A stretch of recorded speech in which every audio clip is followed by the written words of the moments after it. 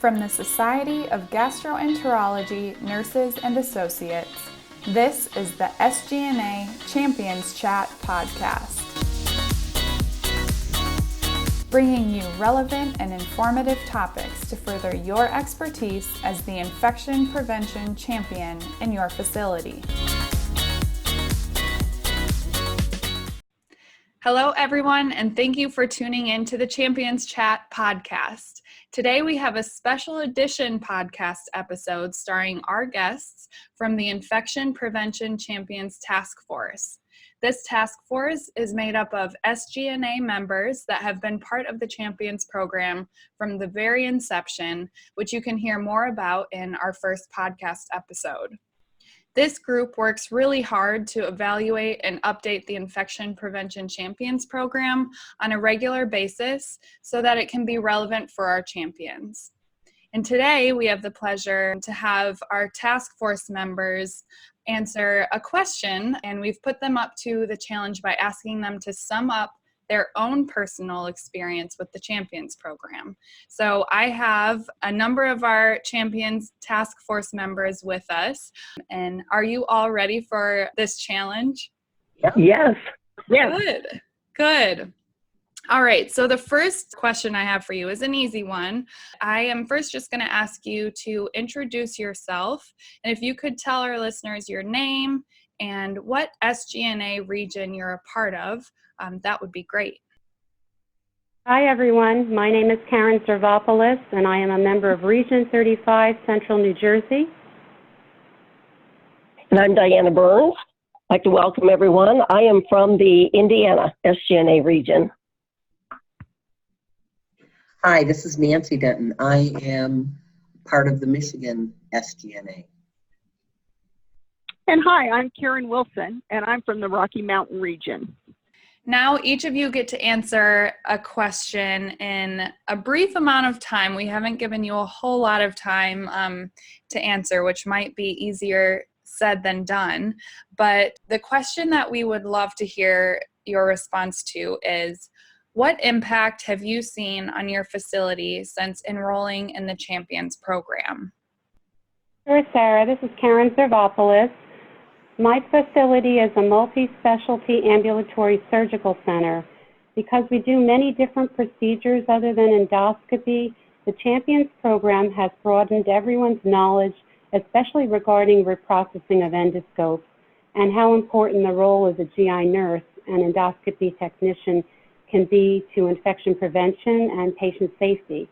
This year, I am our facility's champion, and it is very rewarding to help educate staff and see positive changes in our practice. The Champions program's bi-monthly letters provided information that directly impacted staff practices. One letter of mention is the use of proper PPE.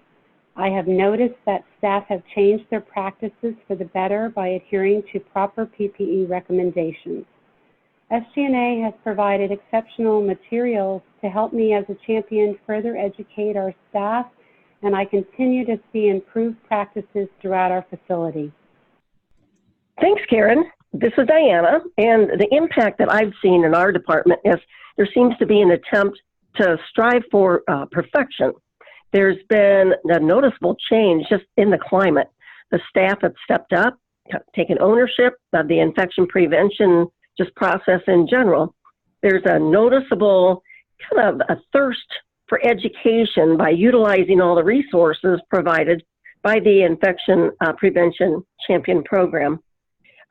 We've also noticed that even some of the vendors seem to pay a little bit more attention to us once they found out that we were participating in the program and have offered to provide educational opportunities for us. We do have a survey coming up. Department of Health will be in soon, and accrediting body will be in probably within the next 6 months as well. And we're hoping that they will view us as an expert in the field and actually respect us. You know, the tools that we have at our fingertips are just endless, and this has been an extremely positive program for us to have joined. Thanks, Dianna. This is Nancy Denton. As an infection prevention champion for my unit, I have presented information to the staff, and it has really ignited some excitement in our techs. They have really stepped it up.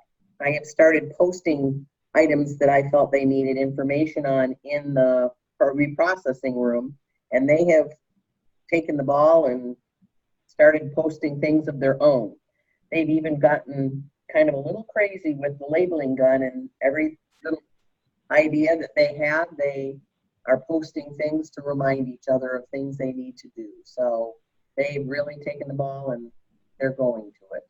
So it's really a worthwhile program. Thanks, Nancy. This is Karen Wilson, and I've seen a similar thing in our community hospital. Our techs have become more empowered, and our nurses who frequently work as techs are also empowered. And they no longer run to someone, a manager or supervisor, to say someone's not doing something right.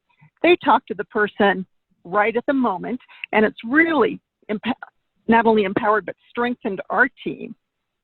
We also go to the OR and educate them on the importance of it, as well as educating the managers throughout the hospital.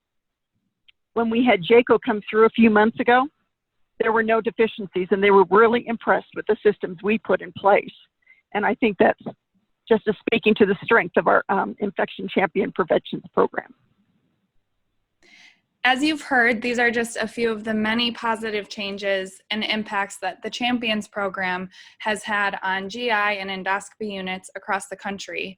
It's true that anyone can benefit from becoming a champion because of the vast knowledge and education that is shared.